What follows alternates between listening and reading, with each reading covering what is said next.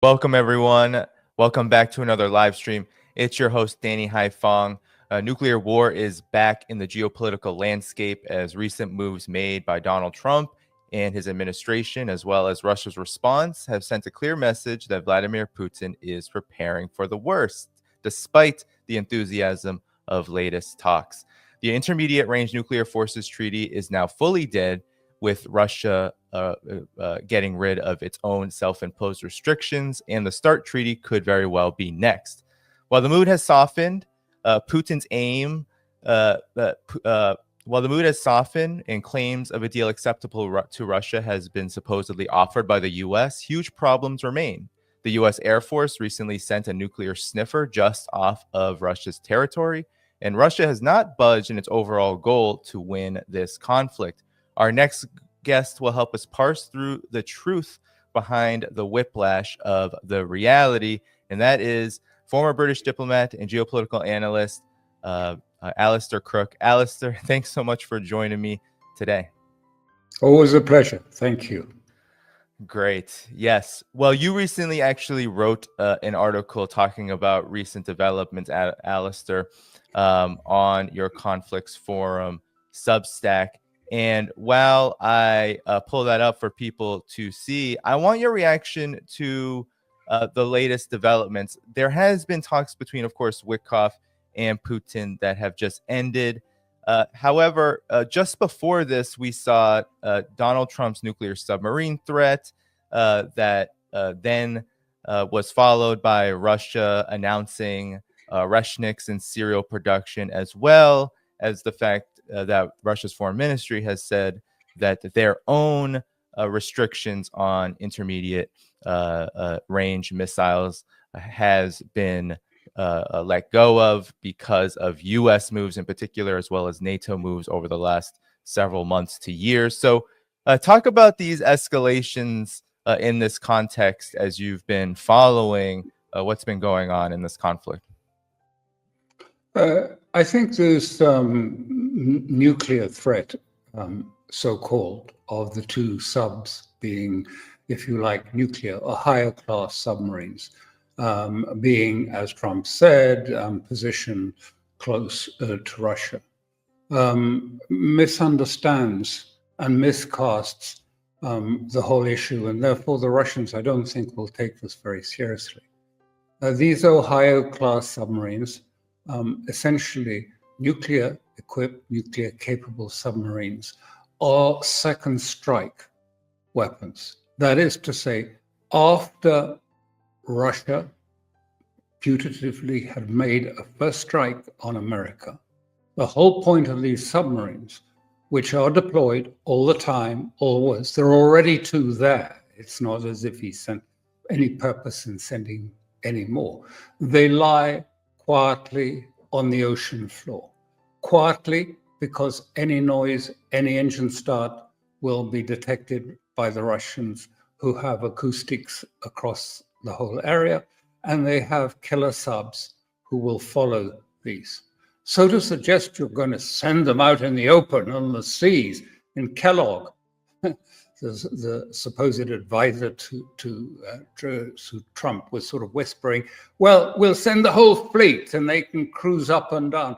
I mean, the whole point is that they are not flaunted. And no one of the Russians don't know where they are. That is the whole point of a second strike force, that it lies quietly, doing nothing, on the ocean floor for a period, maybe 2 months or whatever it is, and then they're relieved by another two submarines. And the point of this is really just to be there in case of a Russian first strike. That's all, not to threaten Russia. And so I think all of the Russians who know a little bit about, nuclear geopolitics will understand that both Kellogg and Trump, what they were saying was so ridiculous.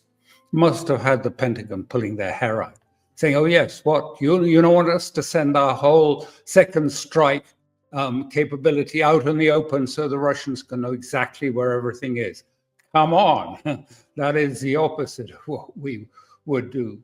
So I don't think they would have taken this very, very seriously. I think what it has done is given a peg to Putin. To go back to a topic he's been on for a long time. It's been on his agenda a long time, and this has been a peg to really say,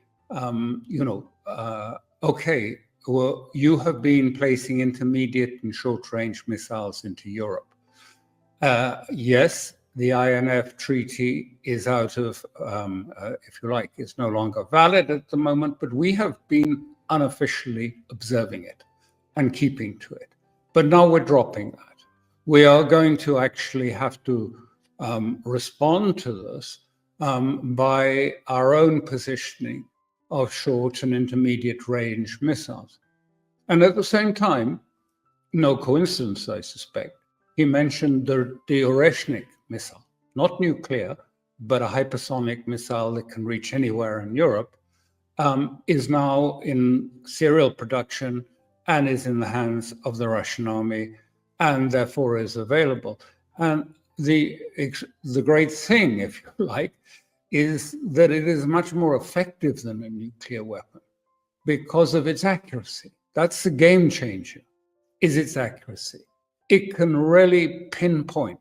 It can pinpoint, MI6 headquarters or the Mossad headquarters and strike it precisely without collateral damage around it and destroy it utterly. So, and as I say, it's not nuclear and it can have multiple warheads. And now that's in serial production, mass production. And so they're changing it. And what Russians seem to be doing, two things. They've said, first of all, we need to be aware that in the Pacific and that area, Russia is also vulnerable too. But there we have our ally, North Korea. But in Europe, we are going to create a new security architecture. And, this is not something that is sort of a threat or a counter threat.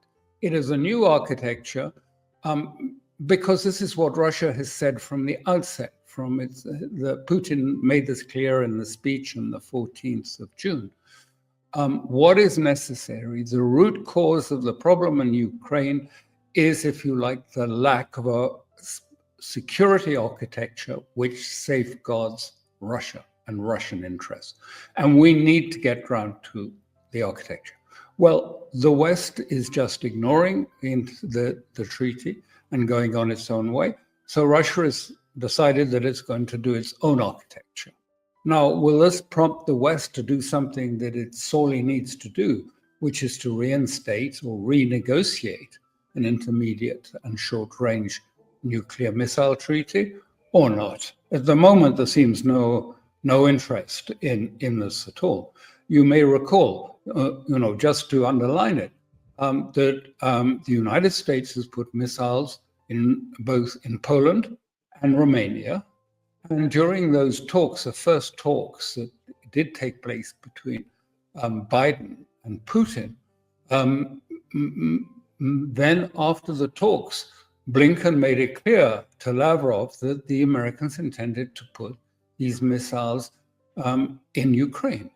Well, the flight time from Romania or from Poland is about 7 or 8 minutes to Moscow. If you put them in Ukraine, it's about 2 or 3 minutes. And this is just not acceptable. And this is why those talks at that time became completely broken. Yeah. Yeah. And, last time we spoke, Alastair, we talked about the US-backed Ukrainian attack on the strategic bombers. And now we're in a slightly different situation with as you said, the nuclear treaty that Russia never pulled out of the INF, now being deemed irrelevant for Russia. But there's also this development, I don't know if you saw, even as talks were happening, positive talks on both sides are saying they were positive between U.S. and the U.S. There was a nuclear sniffer of the U.S. Senate. I'm not familiar actually even with this terminology, but the U.S. Air Force sent one It's a plane designed to track nuclear testing in the atmosphere, and it flew close to Russia's nuclear bases in the northwest of the country on the same day that Witkoff and Putin were meeting. And it took off from the RAF, Mildenhall, a UK base, and it traveled along the coast of West Norway. So I'm curious, what do you make of this? How do you see these kind of moves? And you wrote in your article that Russia is creating a new strategic architecture in the absence of international restrictions. How does this all relate? Because there is enthusiasm right now with these talks, but you've said that you've seen very little movement on the U.S. side. Is this another verification of that? What I think this was about was that the Americans, just as the Russians, after what happened, after Trump's and Kellogg's rather silly statements about sort of putting all their subs out on the surface and sailing them around Russia, I mean, it followed, of course, as you rightly said, the spider's web attacks on their strategic nuclear capabilities, their key strategic nuclear capacities. This was the, if you like, the attack done from drones and insertions, pre-positioned weapons that attacked their strategic bomber. Of course, Russia will be looking very closely and saying, well, why were they doing that? Is there an attack intended? Is this what they are planning, to attack our strategic weapons? If so, are they planning some first strike capacity? You have to think about these things if you're president of Russia or any big state. So they undoubtedly are doing that. And then they've thought about it because, too, the second thing that has affected the Russian thinking about this, and it really shocked them what happened at those spiders' webs attack, because, these were sort of inserted in advance and launched remotely at their nuclear bomber fleet. And they realize that, they're very open to this, but more so because we've had this succession, a decapitation strike against Hezbollah, an attempted decapitation strike against the Houthis in the Yemen, and then an actual decapitation strike in Iran against the line commanders of Iran and their nuclear scientists. So this means that Russia has got to think very carefully about what is this new form of warfare that the United States is preparing and thinking about. So you have to put that as a context and then understand what is happening. Clearly, Russia is looking to see if there's any change in the alert status of Western forces after that statement, however silly they thought it to be by Trump, that they would be looking to see, is there a change in status? Are the West mobilizing? Is the West mobilizing in some way, preparing for action? And if they don't see that, then they will take it easy. But as I'm saying, I don't think that this INF proposal was directly connected with this statements about the submarines. It was something Putin has had up his sleeve for some time. I've actually, heard it for a long time. He's wanted to get back because the intermediate missiles that the West has been putting, and they are planning to put them into Germany next. I mean, this is, threatening existentially Russia. It can't just ignore it and just go on, observing treaties that are no longer in existence and pretending to be content about it. It has to react, and that's what it's doing. But it's not, if you like, a threatening act. This is a defensive act, essentially a new security architecture to make Russia safer. Yeah, and you talked about in your article, Alastair, the Russian Foreign Ministry was the one who came out with this statement, and they had a litany of examples, Germany being one of those. But you also mentioned the Asia Pacific too, and there was cited examples, for example, the Philippines. Could you talk about this and how it might influence the Russia-U.S. Posture now, because there is, as I said, there has been a little bit more enthusiasm around these talks. But how much do these nuclear kind of questions factor into the relations between both sides amid this existential conflict for Russia in Ukraine? Well, it means that I think that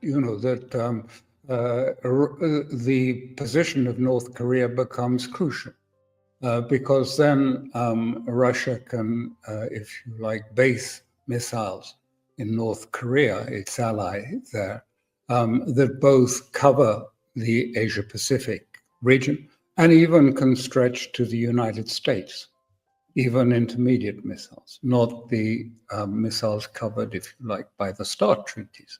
So it's a really important change in architecture, and it's a change to a global position that Russia is taking on this issue. What is the effect of it? It is tying much more closely China, Russia, India, Iran, as amongst others, as the main elements. And they see now, and this is why the tariffs have become such a big issue, because they could see, the tariffs in India, which are now going to be at 50% for the time being. Trump says he may take them off, who knows? But with these tariffs, and they've said, and the US ambassador to NATO says there's going to be a lot more secondary sanctions on states that have relations with Russia. Come on, this is real economic war. This is war against the BRICS. I mean, we call it tariffs. They're sanctions. They're it's a weaponizing of tariffs for geopolitical purposes. And so the BRICS are having to react. India has already started to react against it. And other states are going to come together. And BRICS and others have the ability to push back. I don't think the actual sanctions that I don't know if they've actually been announced on Russia, if there are sanctions announced on Russia. That wasn't clear to me when I looked this morning. But if they are, I mean, they will have very little effect on, China or India. China's been absolutely adamant on this. They've told America in no uncertain terms, I mean, bluntly for Chinese, who tend to be very courteous in their language and polite, but they've said, listen, when it comes to what we do in terms of buying our oil from either Russia or Iran, that's our business. It's not your business. We'll talk to you about direct trade relations between China and America, but stay out of these other areas. We are going to continue to have our energy security from Russia and Iran.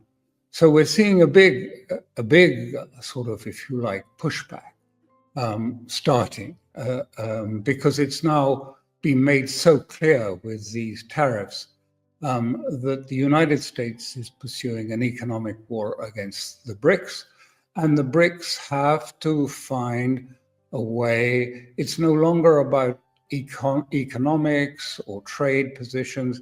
This is a way that they have to fight for their autonomy and fight for their sovereignty, or else see it disappear and become, simply dependence on whether the United States says you can trade with this or that.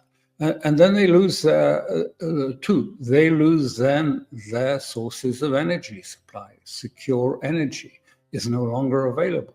So it's a big issue. This the sanctions, and the ones on India particularly, are just very symbolic of this economic war that is being waged on the BRICS states, and they now see very clearly, either they react or they lose their autonomy. Yeah, and President of Brazil, Lula da Silva, said that he is going to, because Brazil itself for example, in BRICS, doesn't really have power to negotiate with the United States, that he's going to be trying to organize BRICS states together to confront these tariffs. But Alastair, as you were talking, it brought me to Trump's initial reactions. He's been being slammed for these secondary tariffs, or we should call them sanctions, on India over Russia. And many in the Western media are saying, why are you singling out India versus China? This was his answer. So let's see what happens over the next. Yeah, you're going to see a lot more. So this is a taste. You're going to see a lot more. You're going to see so much secondary sanctions. Yes, ma'am. Sorry. So there's a lot more to come, according to Trump. Yes. And I wanted your reaction to this too, because we have the nuclear, of course, tensions between the U.S. and Russia. We have the Ukraine conflict, which there are many terms still that have not been resolved. And then President Trump issued an executive order recently, where you're exactly right, Alastair. There hasn't been a statement of more sanctions on Russia, particularly, but in the secondary sanctions announcement, he called Russia to an unusual and extraordinary threat to the security and foreign policy of the United States. And it says, among other things, the importation from the U.S. of certain products of the Russian Federation, including oil, petroleum fuels, oils, and products of the distillation, will be targeted in these secondary sanctions. So, Alastair, how does this all factor into what often is this swinging back and forth between very cold, I feel like over the last several months, very cold talks between U.S. and Russia, not much happening, and then of late there's been more. So how does this all relate? Because it's mixed messaging. Well, you'll have to parse it. I mean, on the face of it, it looks, very belligerent. But actually, what I think it relates to, but this is just my personal opinion, but what I think it relates to is that, in fact, the president, although he has many executive, if you like, abilities enshrined in the Constitution, that of tariffs and revenue raising is still, and constitutionally, lies with Congress. He is getting around this by invoking an emergency act, saying that the United States is in an emergency, and under the Emergency Act, that this is legitimizes his ability to impose sanctions and secondary sanctions on other people. So I think that is what we're seeing. It's partly a sort of attempt to bypass the legal problems that actually this is the preserve of Congress is supposed to issue tariffs, decide on tariffs. He has many other executive powers, but this one is with Congress. So I think that is probably explains what we're seeing. And these powers are wending their way through to the Supreme Court. And I wouldn't be at all surprised if it's not too long before the Supreme Court reasserts the right of Congress to have overall control over this aspect, i.e. revenue raising and tariffs, is there preserved under the Constitution. So we're going to see these come through. And so he's being, I think, very meticulous in saying there's an emergency and a threat to our nation by Russia. I mean, it's nonsense. There isn't a threat to the US from Russia. But I think it's all about finding a way around this legal problem before the, if you like, Supreme Court rules against him. Sure. And I wanted to pull up, because I'm curious if this has any effect at all on Russia, because some have surmised, Alastair, that Lindsey Graham is running the foreign policy show in many respects for the Trump administration. And his comments are very, especially on social media, but just in general, have been very instructive. He talks about how he completely understands and applauds Donald Trump's decision to hit India with the 25% tariff because India insists on purchasing Putin's oil to prop up the war machine, allowing the bloodbath in Ukraine to continue. And he's put the world on notice, Trump has, that if you continue to buy Putin's oil, you will no longer be able to have access to the American economy. Well done, Mr. President. You are the strong and decisive leader the world has been waiting for to end the Ukraine conflict. Does this have any impact on Russia, Alastair? Because if you listen to Lindsey Graham, he would convince you, or attempt to convince you if he's unconvincing, that it does. It certainly does have an impact on Russia. And one of the aims of this meeting with Witkoff, which has just taken place, for the Russians was to understand actually what are the limits of power that are imposed on the president. It's quite clear that he is, to a certain extent, entrapped.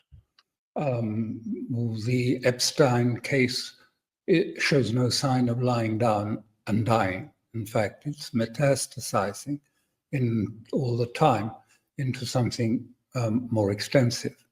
And he is having problems with his MAGA supporters. It started off with the attack on Iran, which they didn't like because they felt, this is exactly what Trump said. He promised no more Middle East wars, no more, I'm not going to start any wars. I'm not going to do that. And then he attacked unprovokedly and in a surprise attack, attacked Iran, if you like. Out of the blue, more or less. In fact, it was concerted to a certain extent with Iran, but it was out of the blue.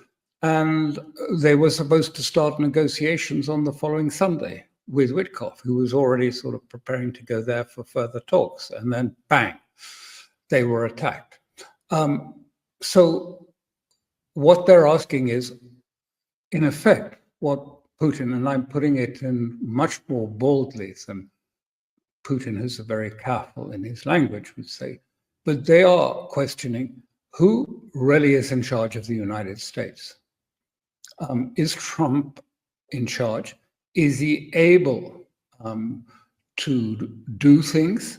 Is he in charge in the sense that he has the capacity, he can say things and mean things and then do things? Otherwise, what's the point in the relationship? That's what a relationship is about. Both sides have to have confidence that the other side says things that they mean and that they're able to implement. And after all, at this stage, even in the baby steps that we had at the beginning, normalization of the relationship between states largely starts off by the simple things. You have embassies. You have embassies and diplomats are posted to each other's states, and you have aircraft flying between them. None of that has happened. Nothing. And so there are those in Russia who say, well, is he serious? And if he's serious, why doesn't he do something? And I've said before, one of the things it would be so obvious to do is all the pressure coming from Europe to fire missiles to the extent of Russia, deeper and deeper into Russia.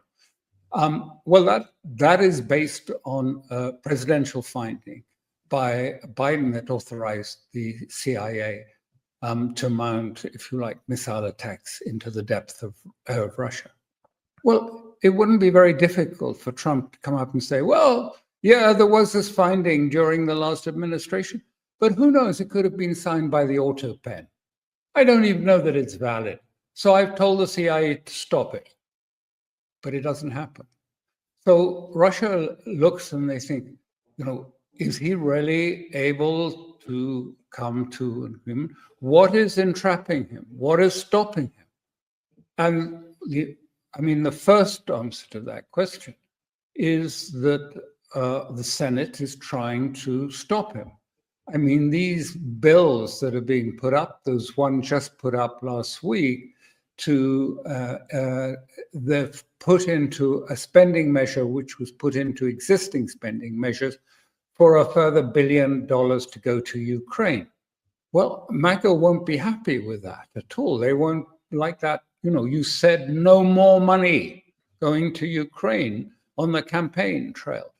And he can't really stop it because there is quite a strength of opinion in the Senate, particularly, and amongst some Republicans.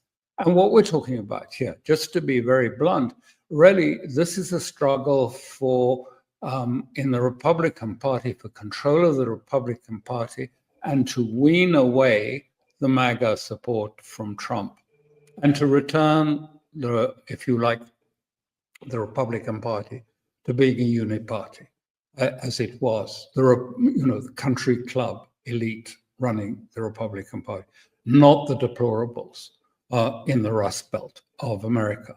So yes, how much is that? How much room does he have then to negotiate? How much latitude is there? That was what they were hoping to find out at this meeting that just took place with Witkoff in Moscow. Yeah, and Alastair, if you could talk about now what you make of Russia's approach overall, not just in the latest talks, but also just what we've seen in response to what has been, as you have said, almost like a fruitless endeavor around normalization and, of course, around getting to some real negotiations about settling the conflict. The Western mainstream media has been very much in panic about Russia's gains on the battlefield. Russia, Vladimir Putin, Sergei Lavrov, and the rest have been very clear on their terms. So talk about if you see Russia at all budging on its terms and how recent developments have been informing or lacking in informing on what Russia's approach is here. Well, first of all, I think has been, his team has really led a very misconceived approach to this whole exercise. The faction that is led by Kellogg has been absolutely adamant on a ceasefire, an immediate ceasefire. And then afterwards we can talk. Apparently Kellogg reportedly bases this on the sort of career experience where, suddenly the contact line became the line and it was settled. And then they said, well, we'll negotiate an agreement between the two Koreas later. Well, here we are, how many years later? And there's no agreement. And there was no political solution. Putin understands that. And he understands that the aim of this is to provide the United States with a sense of victory. That if the conflict is so-called frozen, they keep saying it's a frozen conflict. It's not been a frozen conflict. It isn't a frozen conflict. The front line is moving every day. But they've insisted it's a frozen conflict. And the purpose of that freezing of the conflict is to preserve enough of Ukraine, rump Ukraine, that they can then rearm, come back and attack and be a platform for further attacks on Russia. And, no one in Russia accepts that. They all understand that exactly, that that's what the Western intent is to sort of, if you like, preserve enough and to have a ceasefire and to put NATO in to sort of monitor it. So while they, bring in NATO training, NATO weapons, and then prepare, Putin was fooled by that once. He's not going to be fooled by that again. And I was in Russia not so long ago, and the mood is quite changed. The Russians as a whole, and I was partly in St. Petersburg, which is a very liberal capital, but everyone understands now exactly that, the West is just using this Ukraine pretext to position itself to try and further undermine and weaken Russia. And so there's a huge support. I mean, people say, oh, well, it's not supported and everything. That's nonsense. You only have to look at the voluntary conscripts applying to join the Russian army. I mean, if it was suffering badly, if it was failing, people wouldn't be volunteering 35,000 a month like that to join the Russian army. You would be going off and finding something else to do. But that's what's happening. And so there is support for Putin. They understand that Putin is, if you like, playing chess with the whole of NATO and with the Western world, and that he has to prevail because it's an existential need of Russia to prevail in this conflict. Yes, and how much then, Alastair, is the ceasefire talks then, or ceasefire talk when it comes to the U.S., NATO side, Ukraine side? They talk about it far more than Russia talks about it, especially of late. You wrote in your latest piece about how Russia is seeking to comprehend the various constraints on Trump. You wrote that Ukraine was on a path of a slow fuse self-destruction, I think you put it as. And so talk about the condition of Ukraine in this respect, and of NATO and the U.S. side, because I'm wondering if ceasefire talks are more about them, more about their situation than about Russia's particular needs and desires. Well, of course, I mean, Europe and the United States are desperate that there shouldn't be a great defeat, that it shouldn't be like Kabul, and the sort of fall of Kabul and the terrible scenes of the, fleeing out of Kabul, that shouldn't be repeated from Kiev and other parts of Ukraine. But certainly the Ukraine is under their military forces are effectively in the first stages of collapsing. Particularly Pokrovsk is the hub, the center of it, but it extends up the whole line. And you recall Hemingway's old anecdote, old adage about bankruptcy. He was asked what bankruptcy was like, and he said it starts off slowly, slowly, slowly, and then very fast. And there are signs that things are already becoming very fast. There's a great deal of disillusion amongst the military commanders. They don't like to be told, you've got to defend this village to the last man, when the Russians simply are overpowering in numbers and in military support. So it is on the point of collapsing. Does Trump understand this? Maybe he's occasionally made comments about the fact that maybe it will be the military situation that will define the outcome.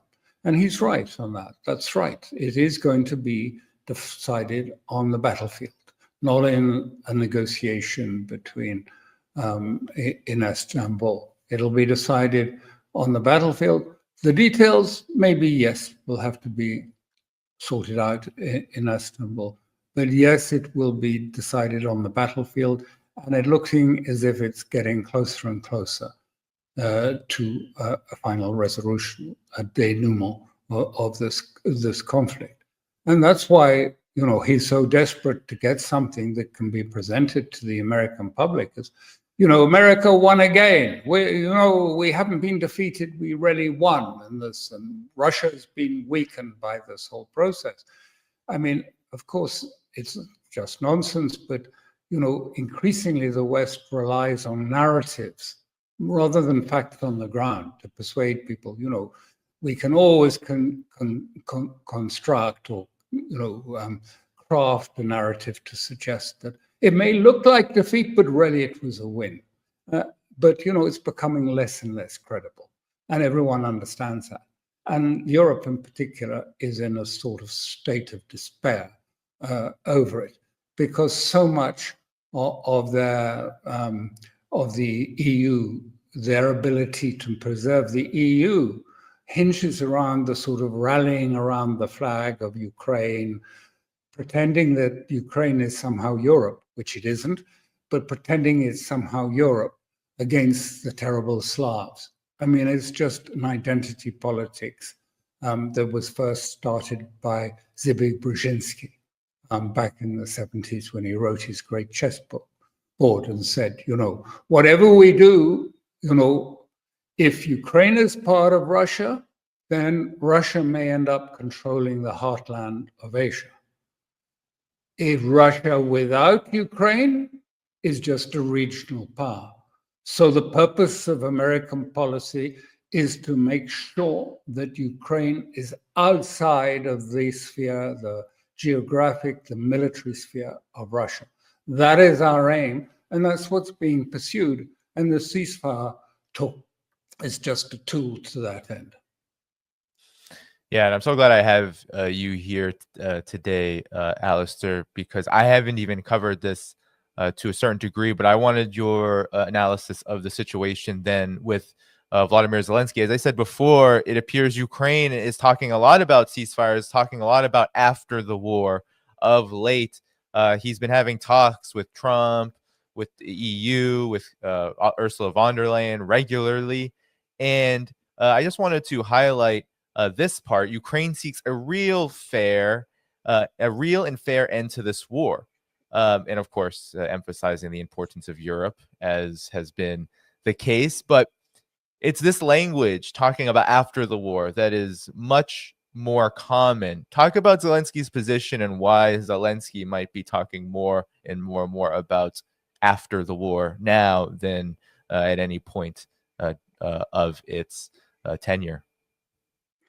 Because there's been a sea change in Ukraine, and defeat is now apparent to all of the military, Ukrainian military. It's even apparent to European military leaders. They can see that, the defeat is inevitable. How long it'll come, and they're just trying to slow it down and try and find some way of, postponing it or pushing it back sufficiently so there will be, something left that they can then build into another, if you like, NATO proxy in Ukrainian territory. But of course, this is why the special operation was cast from the beginning to say that Ukraine has to be neutral and that its ability to have arms and weapons will be limited, and it will have to eschew any attempt to join NATO. So these are the red lines of Russia, and I think Putin will continue, but it may not be so long till we get near to that sort of level. And Zelensky is casting around, threshing around, trying to find a solution out of this. But there isn't a solution out of this because, these are, events. These are the events on the ground. Ukraine is losing the war. Russia is slowly taking the key hubs and the military, if you like, strategic positions. And will soon be on the Dnieper and maybe even in Kiev. And then, what's he going to do? Go into government in exile or something? Well, all of that is uncertain. We don't know what's going to happen next. Russians probably have a better idea, and certainly I do. But, we're going into a sort of new territory. And this is unsettling the West deeply. And therefore they threaten and they bluster and they say, oh, this has got to be done. But most of this is, as we say in English, water off a duck's back in the case of Putin. Yeah, and and that's what I wanted to ask you about next is what exactly is happening to Zelensky. Even Kiev Independent, Ukrainian media is talking about his popularity sinking. Of course, there were these protests that were about institutions that were set up almost to prop up the Ukraine war, like NABU, and yet it's those who are supportive of that who are protesting him because of moves he made around these so-called anti-corruption agencies. So what is happening? It feels like things are imploding, but what is your understanding of that? Well, it's very hard to make any sort of transition in Ukraine because right from the outset of this crisis, Maidan, and even before, even going back, if you like, to the end of the Second World War, the Western intelligence services, CIA, MI6 particularly, were putting in, if you like, very nationalistic, radical nationalists into the key positions in the military, the intelligence, and the police, precisely to stop them, if you like, at any stage coming to some sort of agreement with Russia. And they're still there, and they still have considerable power, and they still have power over Zelensky. So it's very hard for the next stage, if you like, the baby isn't being easily born of the next stage to Ukraine. And Zelensky's trying to keep it all, the support for him, the money flowing, the weapons flowing, so he can pretend, that there's a chance maybe in the future sometime we can get back Crimea and all of these other territories if only you will come to our aid. But I mean, essentially, a defeat is a defeat. And, it has large consequences, psychic consequences on your people. And so, he's trying to manage that not very successfully.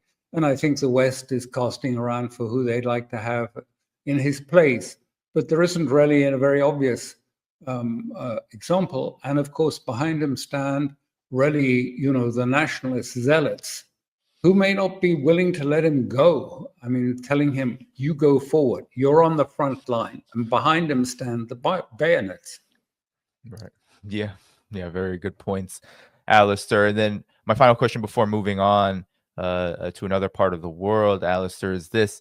As a former diplomat with a lot of understanding and experience in this field, a lot of audience members ask me and ask guests of mine, well, why then does Russia, as you said earlier, that Russia is going to settle this on the battlefield? Why does Russia emphasize so much diplomacy, even diplomacy with the United States, whenever it becomes available? How does this benefit or serve to not benefit Russia? What's your understanding? I think the first thing I would say is that, I, as a person who's done these negotiations, it's always essential to keep a channel of communications open, to have some ability to communicate with your adversaries or with the other side, if you like. So I think it's very important to do that, because sometimes, events can lead up almost to the brink of war because of a misunderstanding, a stupid sentence, misunderstood or something. I've been in that situation where something nearly exploded and everything went to pieces, and it was just a misunderstanding that existed. So channels of information, channels of communication are important. But I think, what you have to understand and what your viewers, I'm sure, understand, Putin is not fighting the Kiev. He's fighting the collective NATO. All of it, many parts of it are in Ukraine. Of course, the support, the intelligence support, the weapons have been crucial. NATO is fully engaged in this process. And he is also trying to manage the question of the global South, an opinion in the global South, opinion in India, in China. China is well on side with Russia, but he has to think about, the overall big picture. And I think in that context, he's very conscious of the sensitivity of the American psyche. When there's a big rehearsal, oh, that's 9/11, Pearl Harbor. Oh, what are we going to do? We have to do something. So he tries to do it slowly, slowly, slowly. But nonetheless, I mean, you shouldn't see that purely in a Western way. Westerners like to think of military thrusts, a tank column driving through the lines.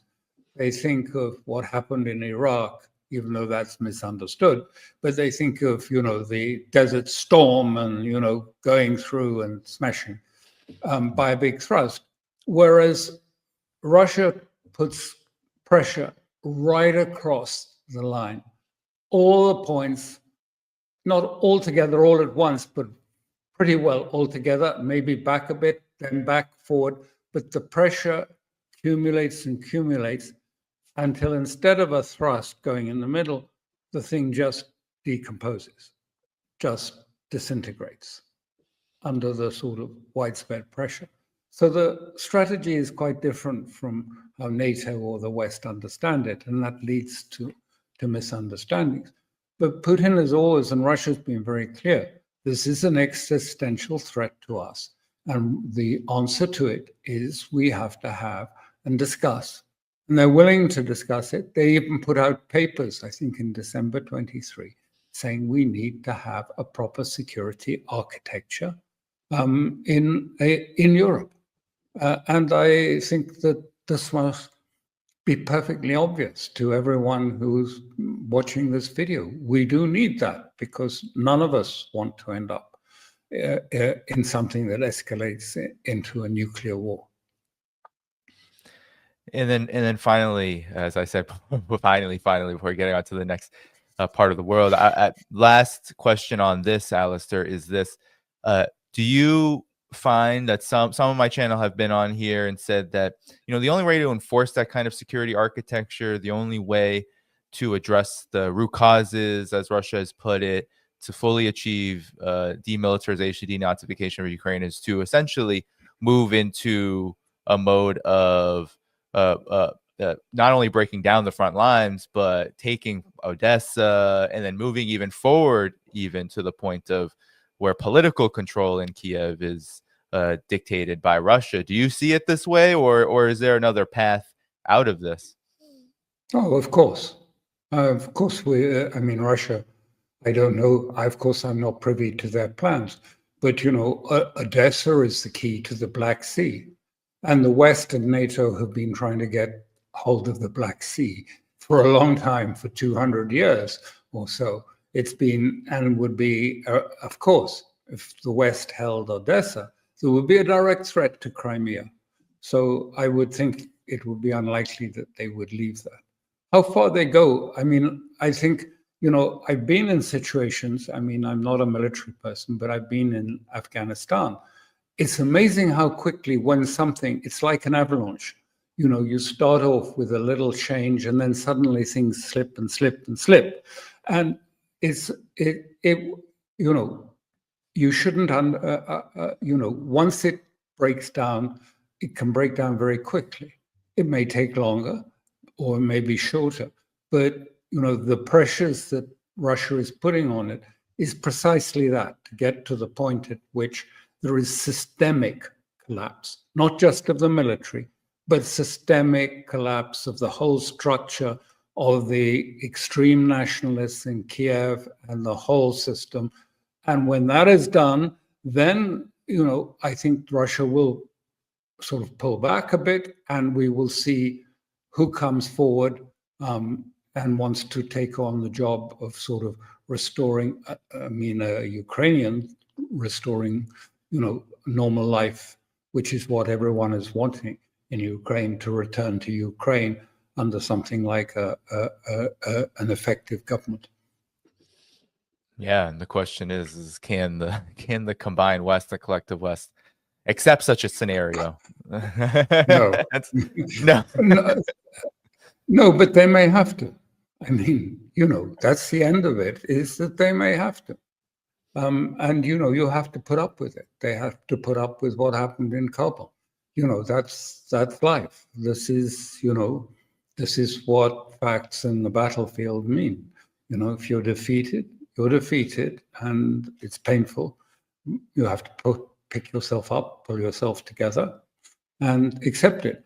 It is going to be very hard, harder for the Europeans than for America, because they've suffered a whole series of humiliating defeats in the financial field. And the European Union, you know, really only has this glue.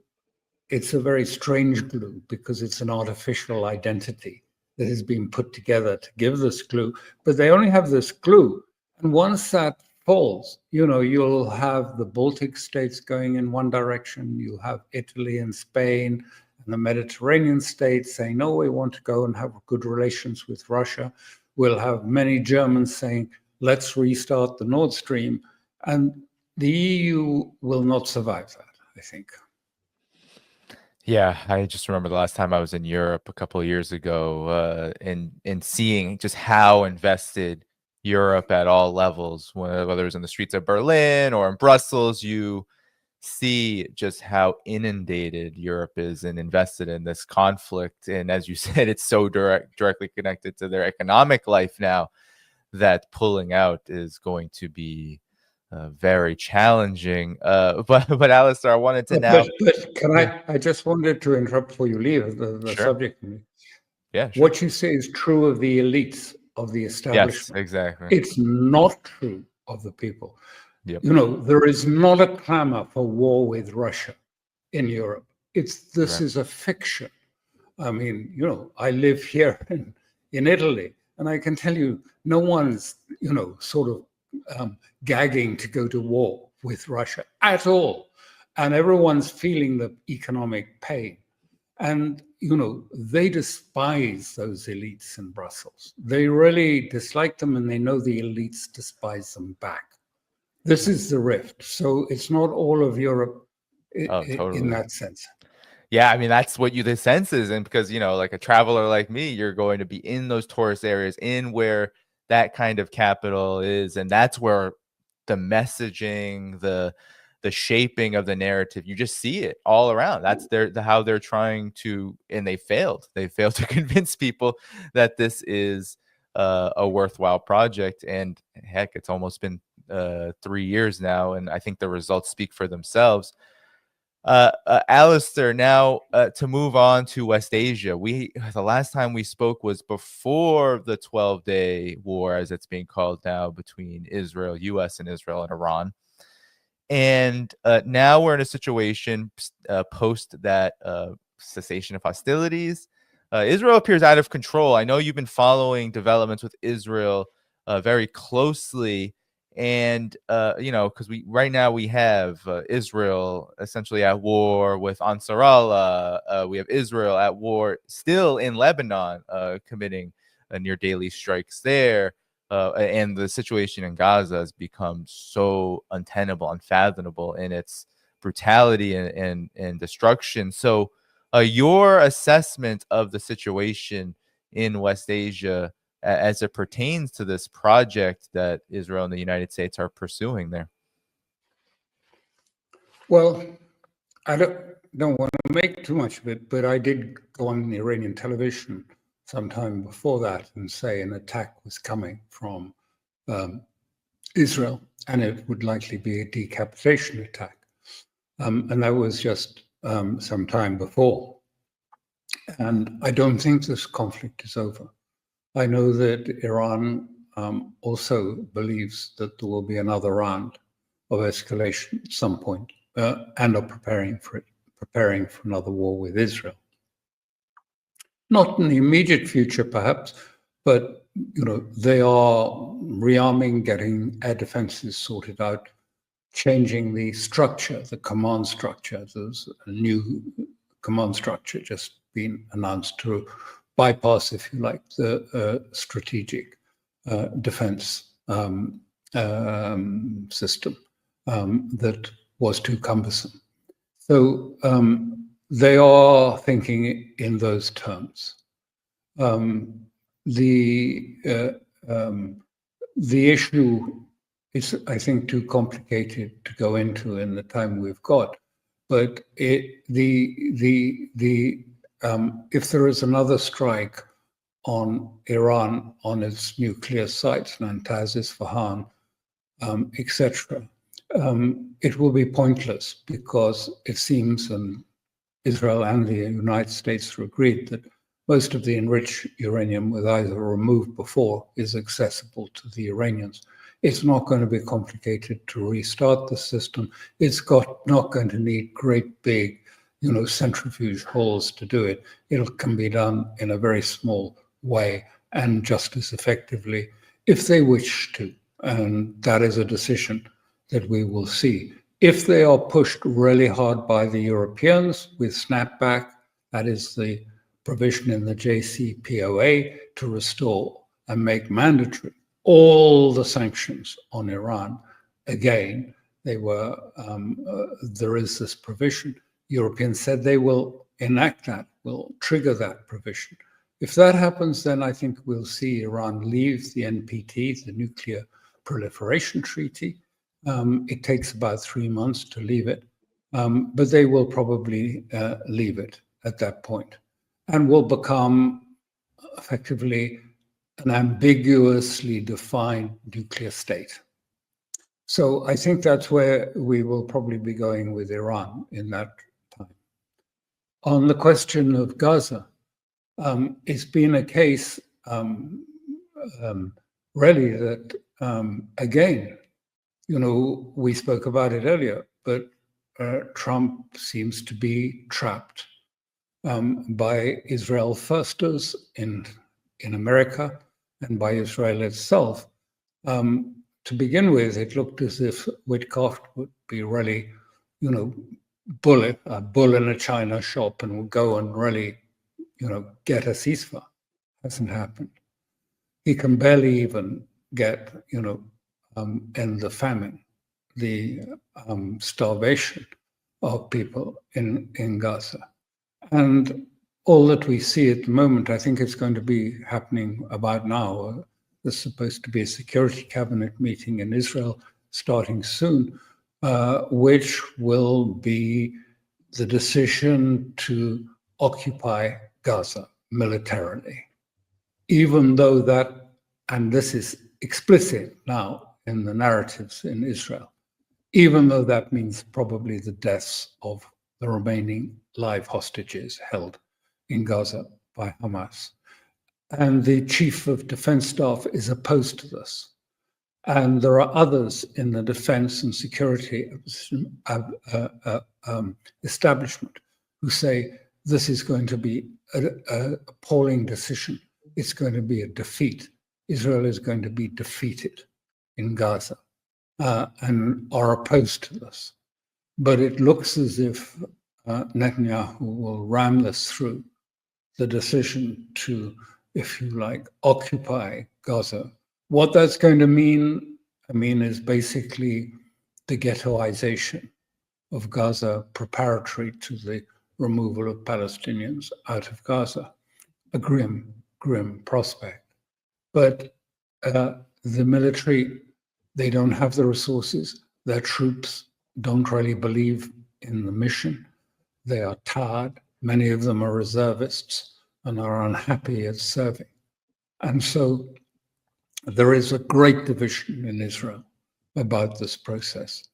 The hostage families, clearly, for obvious reasons, are deeply disturbed because an attack on us would be an attack on those areas too, where Hamas are believed to hold hostages. So at that point, they will probably be killed. And so they're deeply despairing. And there's a movement trying to stop the government from doing this. But Netanyahu says if the chief of defense doesn't like its instructions from the cabinet, he'd better go and get out. So they seem very determined to move ahead. And why? Because Netanyahu wants to get through this period to the summer recess, and then beyond that to elections, perhaps now likely in 2026, which will keep him out of court and out of problems with the law. He has certain corruption proceedings against him. But it's left with huge divisions. There is something like 519 former heads of Mossad, which is the intelligence service, and Shin Bet, the security service, who've signed a letter saying, this is crazy. This is a great mistake. We should do a deal, get the hostages out, and find and end the war in Gaza. That is unprecedented in Israel to have something like 500, includes the heads of, like Pardo, the head of the Mossad, Ami Ayalon, the head of Shin Bet. I mean, signing up this letter saying this is crazy. But nonetheless, the right are intent on doing this and are pursuing it. And there seems to have a sort of something of there seems to be an operative structure somewhere that supports Netanyahu and supports the right in this proposal, because it's against what we always thought of as the Israeli establishment, which was the Ashkenazi, European-leaning elite of Israel, who are more or less, they're not against it, because overall the polls show an overwhelming proportion of Israelis say they would like to see the Palestinians starved. I mean, that's the poll that's come out. You can see it in the Israeli press. So it's a very, very fraught time on the cusp of a possible sort of breakdown of society. And there's not a sense that, it's beginning the questioning. I mean, what is the purpose? What is the aim of Israel? I mean, is Israel going to simply become a state that exists by endless wars, endless killing, endless massacres like we've seen in Syria? Is this the solution to it? Well, of course, Trump talks and says, well, I really want, everyone to join the Abraham Accords, of course, and support Yeah, Israel. he just said that, right? He said everybody needs to. All right, continue. Sorry. And so I mean, yeah. But I mean, what does this mean? Actually, there are no Abraham Accords being agreed, because the old idea, Abraham Accords were supposed to be negotiated and, if you like, a peaceful agreement to normalize with Israel in some form, cold or warm or hot, didn't matter, but normalize with Israel. But now this is, if you like, Abraham's Accord of normalization imposed militarily with there's no account taken of opposition. So they just push on, and you either take Israel's turn or we will attack you militarily. And that's the position that we're seeing in the region. And of course, what happened on the 13th of June and the 22nd of June in Iran. I mean, Iran is still there and still a strong, powerful state. And this bothers the Israelis greatly. So there's great pressure to try and persuade the Americans, if you like, to finish the job. What does finish the job mean?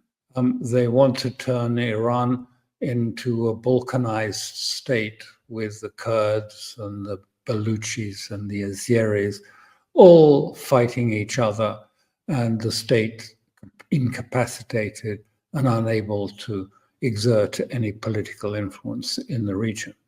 But actually what happened as the result of the attacks on the 13th was a huge show of unity of Iranians. I mean, unbelievable. If you saw the videos you won't have seen them in the West, but the videos of the funerals of the people who had been killed during the, if you like, sneak attack by Israel.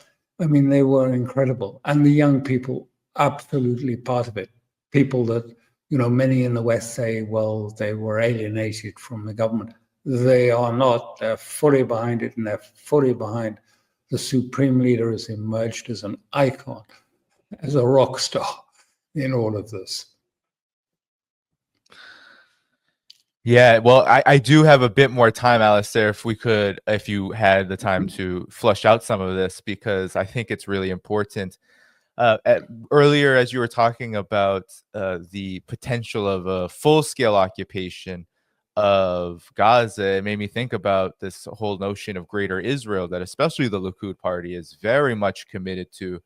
And I wanted to ask you, though, is this even possible? Because whenever I read news about what's going on here, yes, there's the destruction, there's the famine, there's the genocidal consequences of Israel's war. But then there's also the resistance, which you've sat with these groups, you have worked, diplomatically.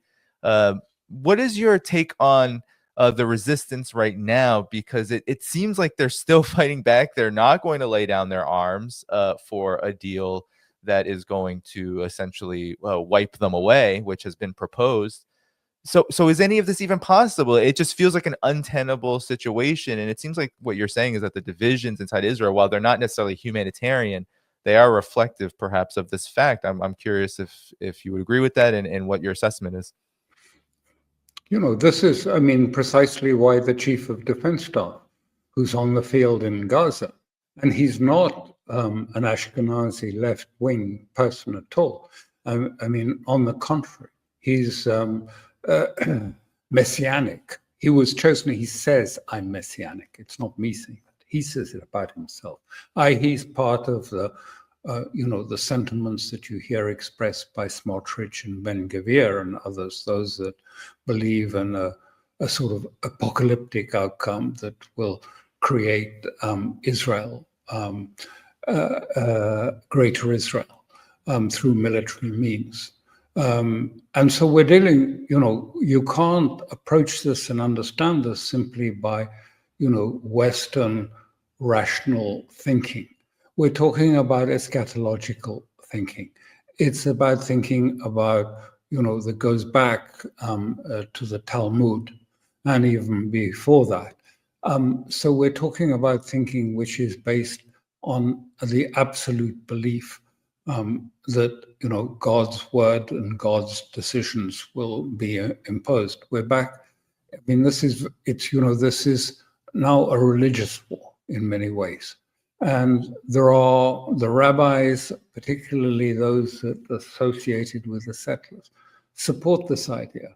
So they say very clearly, that it's perfectly just to kill men, women, and children in Gaza. There are no innocents in Gaza. And they make that clear. And they regard the Palestinians as having no souls and therefore little more than beasts. And so, you can't put it in the same form of understanding that we're used to of seeing this as a sort of ethnic thing that needs to be found a middle way, and that Palestinians and Israelis have got to find some sort of structure which they can live together in. They don't want to live together with Palestinians. They want to see the Palestinians gone. They want to see the Arabs, apart from those that accept vassalage, gone from Greater Israel. And they see this as something that is coming about, therefore, not by a sort of careful, rational Western type of, but is this doable, and is this Western, can you see this work? Because that's not the question. They look forward to the final battle, the Armageddon. And they've said that very clearly, people like Smotrich. I remember seeing a video of his from several years ago. And Smotrich was saying very openly, and he said, listen, we're doing what we can. But until we can get a judicial reform, i.e.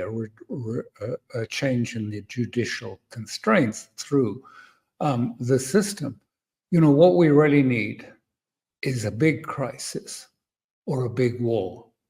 And then we can finish the project of Greater Israel. So we're talking about a very different, sets of belief and sets of understanding of the world. And they don't come together. And the West tends to look at these things simply in terms of strategy and who has power here, who has power there. Let's, cut it in half. It's not. It's something quite different. And you're dealing, if you like, with the people in the Palestinians who are prepared to sacrifice, even sacrifice their lives and their children for the sake of their people in the future, even if they're not going to be there to see it. This sort of sense of self-sacrifice is something that Westerners find almost impossible to comprehend. How can this be? I mean, we live in a hedonistic world, This is not how we see it. We see it in terms of utilitarian interests of human beings. But this doesn't exist in this part of the Middle East at this time. It's eschatological, and they are moving in that direction. What can stop it? Self-destruction, essentially self-destruction. Will they take it to the point at which Israel will self-destruct? Because ultimately, at the end, facts do matter, events matter, and things may end up in the form of self-destruction. Yeah, I mean, I think that's a really good point. And then we saw this, just to go back to even Iran, with this attempt. I mean, we've seen with Israel, the Greater Israel Project, since October 7th, since October 8th, plus Israel has, it's expanded to Syria. It's tried to get rid of Ansar Allah. It's tried to do everything to ensure this Greater Israel Project continues. But then with Iran, what we saw was a very fast-moving and brief military conflict, which, while I had many people saying, oh, well, look at the big blows Iran took, we saw Israel take quite many big blows. So big, in my estimation, that I think not only was the imagery quite powerful that was coming out, but also Israel's reaction, which was to try to institute a blackout completely of any information coming out of what the impact of Iran's response to them was. So what does this tell you, Alastair? That the operation on the 13th of June may be seen by some as a very slick, sophisticated operation by Israel against Iran tactically. But strategically, it was an utter failure, because the purpose of this decapitation of the line commanders of the military and of the scientists and of the insertion of MEK and Kurdish operatives into Iran to fire anti-tank missiles and missiles at air defenses was supposed to collapse Iran like a house of cards. Washington is enamored of what happened, first of all with Hezbollah and in Syria. And they imagined the decapitation was going to bring about the complete collapse of the state of Iran, and it would be immobilized, unable to act, unable to do anything in response. And they got it completely wrong, because what happened was, yes, there was about 8 hours in which there was confusion, and there was the air defenses didn't work for about 8 hours because of a cyber attack. The Iranians fixed that. They appointed new commanders. Supreme leader took command, and they retaliated. And they retaliated very severely. Israel was attacked as it's never been attacked before. It's even now unwilling to admit to what the damage was inflicted on strategic targets, but it was inflicted absolutely accurately on those targets. And so strategically, it was a complete defeat for Israel. In fact, I saw a senior Israeli diplomat was speaking just now and said, our entire security structure was completely defeated on the 13th of June in front of the whole world. That is how serious it was. What was the damage to Iran? Well, they lost people, and people are very, Iranians, of course, were sad about that. But in fact, it's brought the whole nation together and given it determination and strength. And they are preparing for the next round. And, much of what you've read about it, probably not time to go into it here, but another occasion, they didn't destroy all the air defenses, and they didn't even really fly over Iran. Actually, they had to fly around Iran. They flew into Azerbaijan, and from Azerbaijan, they were flying standoff missiles into Iran. So what was the damage? I would say, on the contrary, it was supposed to, if you like, bring down a house of cards, instead of which it's done the opposite. It stood up a more empowered and more confident Iran than existed before. Yeah. I mean, with a hubris-ridden state like Israel, you would think that during those 12 days, as they were claiming to have dominance over the skies of all of Iran, that they would demonstrate this in their propaganda. But we didn't see that, Alastair. We didn't see that. And last question for you as we close here. You mentioned self-destruction of Israel may be the only thing that stops Israel. What does that look like exactly? We don't know. I mean, I don't have that sort of crystal ball. They can be very different. I mean, look what's happened to Syria. That was, it did just collapse suddenly. Not unexpectedly. I mean, not unexpectedly to Iran or to Russia, who had foreseen what was coming and tried in some ways to stop it from happening. But Turkey and Israel inserted the forces of Al-Qaeda, ISIS, into Syria. I'd seen all this before, and I realized what a disaster this is going to be for Syria, because I saw in Afghanistan, when I was dealing with it long ago, when the first I saw Al-Qaeda arrive, the Wahhabists arrive in Afghanistan. Before that, most of Kandahar, the south of Afghanistan, Gilgit in the north of Pakistan, they were Sufi, the Gilanis, Mujahideens, etc., etc. Once those sort of Salafist, single-minded forces they weren't ISIS or even Al-Qaeda. I met bin Laden then, but even those forces that came in. What's happened now? Well, look, Kandahar, all around Pakistan, there's no diversity, there's no plurality. It is just single-minded, if you like, Salafist thinking that tolerates no differences and insists that everyone must follow a single model of Islam.